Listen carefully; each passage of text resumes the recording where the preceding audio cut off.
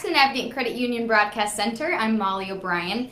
Go Local Prof has partnered with United Way for some time now, talking about emerging leaders within our community. So we'd like to continue that partnership by interviewing another emerging leader within our community. I'd like to introduce Wole Akinbi. He is around the corner. Hello, how are you? I'm good. How are you? Hello, hello. So good to see you. Likewise, likewise. So come on in. Welcome to the Navigant Credit Union Broadcast Center. Thank you for having me. So excited to talk with you today. So you're an employee for Half Full. You're 27 years old, and you're doing good things within our community. So why don't you tell us a little bit about your career and your company? Okay, great. So I'll start with Half Full. So Half Full, we're a small business, and the owner and founder is Rebecca Twitchell, and we specialize in two fronts, so professional development and youth development.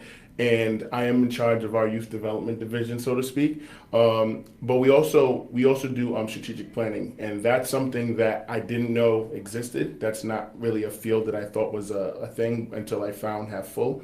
And we also work with nonprofit organizations. Primarily, a lot of our clients right now are in the nonprofit sector.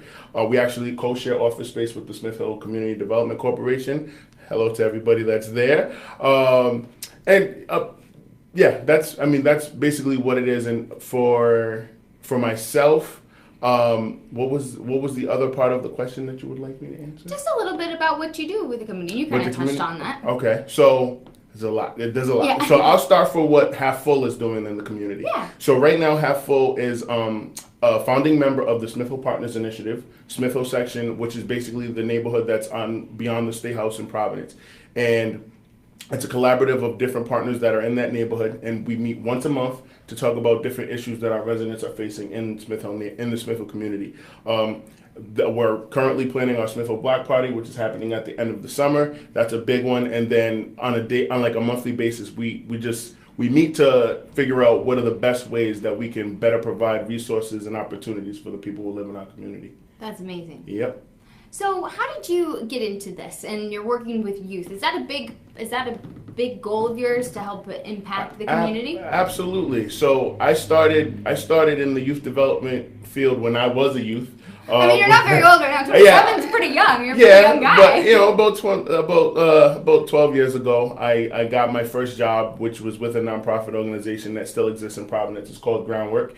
And at Groundwork Providence, I learned a lot about recycling, reducing, and reusing natural resources. Kind of got hooked with learning about that kind of stuff and really taking back control of my community. So I wanted to figure out a way as an adult how I could get back into that and really be like I did AmeriCorps, I did a lot of service stuff, and that's kind of like in my heart. That's what I really love to do, and I'm really passionate about it. So that's how I got into it as a kid. And Half Full's mission is always having the means to give. And what that means to me is always putting myself in a position where I can volunteer, where I can, assist or support different local initiatives that give back to the city. Because when I was a young person, that's what I had. Those are the types of resources and opportunities that I had. So. That's fantastic. It sounds like you're doing something that you have been meant to do for a while, so that's good. Appreciate that. Let's talk a little bit about moving forward and how you are making Rhode Island better. You talked about that a little bit, but how do you feel like you're making Rhode Island better? I would say just by continuing to support anything that is Providence or anything that is Rhode Island in the positive light, but also has a bearing on the future. So I'm a millennial. I'm sure you are too. I'm a millennial too. Okay, so I just want to make sure. It sounds like there's such a bad connotation when you say millennial, but I'm embracing it. I embrace it too. I embrace it too. But some of the people from the generation above us might throw shade on us from time to time. But my goal is to continue to work with the young people who are coming behind us. The kids that are in high school now, the kids that are in middle school, I feel like there are good resources out there, especially if we're just talking about the city, but you have other major cities in Rhode Island that don't have that same type of access. And I'm talking about cities like Central Falls and Pawtucket and Woonsocket. Providence is really like the breeding ground. Like we are the creative capital, and a lot of the ideas that expand across the state, they come from thinkers that are living in this city. So I would say I would like to continue to be a part of those teams and those groups of people who are thinking, to basically provide more opportunities and blaze those trails for those younger people that are coming behind you and myself. I like it. As an emerging leader, what have you learned from your success? What have I learned from my success as an emerging leader? To always be the dumbest person in the room. Honestly, to always be the dumbest person in the room. I love learning more about what I love so much about Half Full is my first time working in a for-profit company. My first 2 jobs out of college were both in the nonprofit sector. So working with Half Full, I've learned so much about the different aspects of business, from it's from the financial perspective or just like how to carry myself as a young professional. Those are things that they're invaluable to me. So that's probably the biggest thing that I've learned so far. What have you learned from your failures? From my failures, always be on time. That's a biggie. Always be on time. I literally work like 2 minutes on foot away from where Half Full's office is. And when we first moved into that location over a year ago, last February, I was late about 6 times. Right. You think you can get there? Oh my God! Because I would plan it out, and I have to be to work at 9, and I would get up at 8 and think I would have enough time to shower and all that stuff, and I would be late, and Rebecca would sit me down and be like, "Look, Wole, you only live around the corner. What's the problem?" So I know I live around the corner. Exactly, and that's why I'm late, because I thought I was going to get here on time. So that's a continuing thing with me, like always trying to get anywhere on time, not just at work. And then a biggie from a previous employer of mine that I had was just always speaking my mind, because I would withhold details to certain questions or to certain aspects of my work that I wasn't sure on. And if I wasn't sure, like I wouldn't always ask for clarification. And when you do that, you can put yourself in a really tight bind. And also, you don't disclose all the information that you're supposed to, you can wind up in trouble. So remembering to do that's a biggie for me too. That's super valuable. If you say everything that you know, then you can make a big impact on what other people have, and then you can ask questions and get more information. I think that's super valuable. Absolutely, I agree. Definitely. Let's talk a little bit about what you think you can do to move our state forward, what you can do to help move the state forward. You kind of touched on this a little bit, impacting the youth, but what are some examples you think? A real big one, I feel like the world, not just our state, needs more forwards. So what I mean by that is Half Full specializes in doing retreats, strategic planning retreats, but on the youth side and for adults, we do they're retreats, but we call them forwards because retreat can mean to recoil or move backwards. And one of our slogans I like that. Exactly. So one of our slogans is moving you forward. And I think the whole state just needs a giant forward with Half Full, because we do it a lot differently than some consultants and other facilitators do. We like to take you out of your environment, out of your element, whether it's out of the city, out of the country, out of the state, whatever. Half Full's been we've done strategic planning sessions and stuff in Africa, in Australia, in Mexico, and all of these great countries. So I would say the way that I could give back to the state, or the way that Half Full can move the state forward, would be to have everyone hire us to take them on a forward. Because we share our personal stories, and that's one of the things I really love about the founder, Rebecca Twitchell. And I one day you'll have her on the show, so I'm not going to share her story. That's not for me, but there's so much power in her story, and our clients immediately go from like stiff business people to, oh wow, I got chills. Like that was deep. So now I feel like I have to match her energy and I have to trust her like she's trusting us with this really delicate story. So that's what I really, really like about Half Full, but also how we can help progress and move the state forward. So she might be one of your role models. Who are some other role models that you have? So Rebecca, and then I'll name 2 more. My teacher from high school, son Sam, who I try to keep in touch with like once or twice a year because he no longer lives in Rhode Island. But he's a big one because he was one of the few male role models outside of my father who really tried their best. He worked his hardest to really try to pull the best out of me and to get me to reach my full potential. Yeah. And then Heather Gatos. Heather Gatos has been a longtime mentor. I call her auntie. She's family now because she's known me since I was 14. She was my first boss at my first job at Ground Providence that I told you about. And she's actually my landlord / roommate now. So she's been in my life for a very long time. I've known her for 13 years. And everything that I continue to learn, she's one of the people that always holds me accountable and always challenges me to think differently and always challenges me to be optimistic and more free thinking. So definitely those two, and then obviously Rebecca. Those are like the top three right now. They keep me grounded.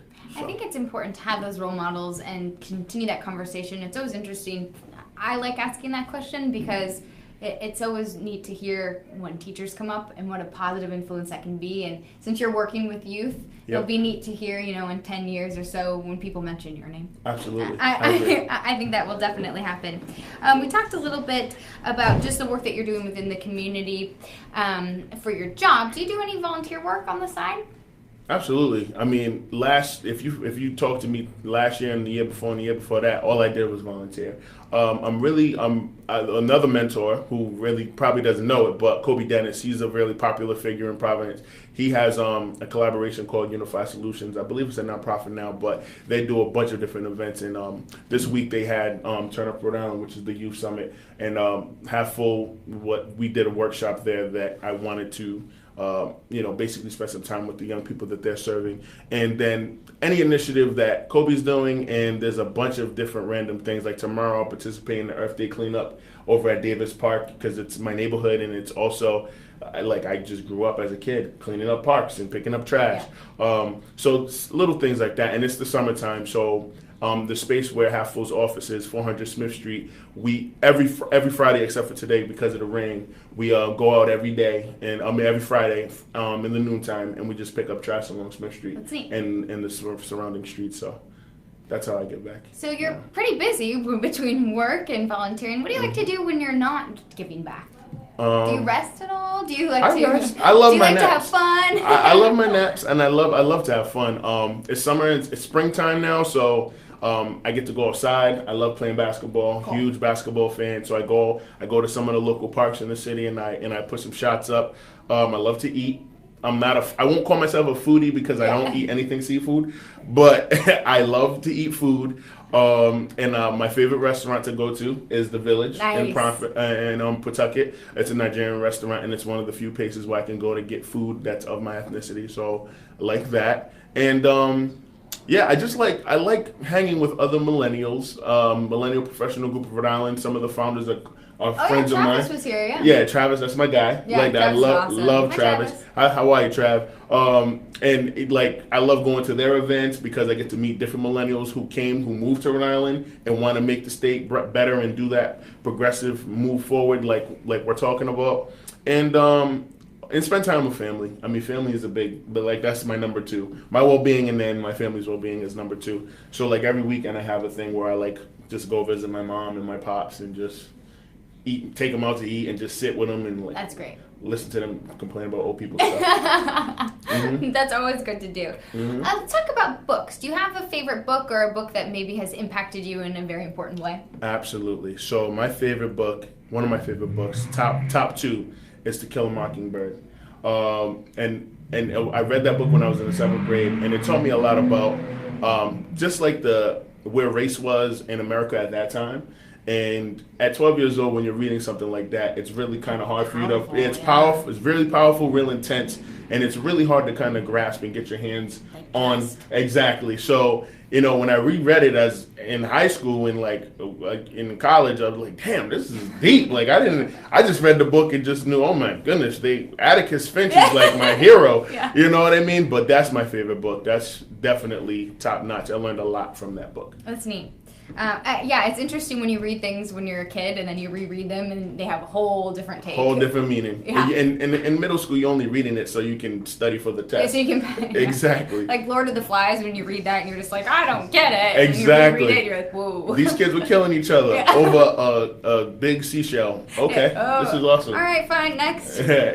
Spark notes, Yep, whatever. exactly. So you talked a little bit about going to play basketball. You talked about your family and places you like to eat. Do you have a favorite place that you just like to go and see in Rhode Island, or a place you just like to go and relax, or maybe take a walk? Oh, absolutely. Blackstone Boulevard. I love the boulevard, and I don't like to run it because running on gravel is bad for your knees, but I love going to the boulevard and just walking and looking at all the houses. One of these days, I'm going to own one of them houses. Nice. That's my goal. I'm going to own one of those houses because even if I venture off and move out of Rhode Island, when I come back, one of them houses on the boulevard is going to belong to me. So, I think you'll get there. Yeah, absolutely. So Blackstone Boulevard, without a doubt, it's a hidden gem, and it's on the east side, and a lot of people think the east side is East Providence and all this. I go to the boulevard to walk, relax, and that's one of the few places in the city, outside of like Prospect Park over on the east side as well, where I can just go and clear my head and just take in the sights. Isn't it always nice too, where you can look at the houses and kind of take that in, but also you can see everyone from all walks of life, Absolutely. and all stages of life. Absolutely. You got mothers walking their babies in their little fancy strollers. You got old people running by you. You got young people running this way. It's awesome. And then you go to the park at the end of the boulevard, and people are playing soccer and kids are on the swing. It's life in its truest form. It is. You really see every stage of life. It's always kind of fun. Absolutely. Yeah. Well, it's been so great talking to you. Likewise. Really are an emerging leader within our community, and so glad to be able to talk to you. Do you have any political inspiration? Do I have aspiration? Aspiration? Not necessarily. If you ask Travis, he's gonna be like, yo, he's gonna tell you like he wants me to really like become a council person one day. But I told him I only do it if you do it. Yeah. So I mean, but I personally, that's not one of my motives. My motive is to be a motivational speaker. That's my ultimate goal. That's your ultimate goal? Absolutely. Yep. I think you could do it. I think you're already inspiring people every single day. Oh, I appreciate that, Molly. You're too kind. You're inspiring me. Yeah, you're too kind. Fantastic. What would you like to go out and speak to just like the general community or maybe everybody? kids? I would like to share my story. I think that's one of the reasons why Half Full is such a great fit for me. I've been with the business for 21 months now, and every time we work with a different client, Rebecca and I, we start off by sharing our story, and I like to incorporate a little bit of humor because my past is kind of sad as well, and because there's some death in there, and those are kind of there's one particular instance that really shaped the way I wanted my future to look. So it would be that. It would just be to incorporate my some humor by telling my story to anybody who's willing to listen, honestly. So. Well, we're so glad to have you and be able to get to know you a bit. Thank you for having me. And so thankful to have you as one of our emerging leaders in Rhode Island. Appreciate it. So thank you.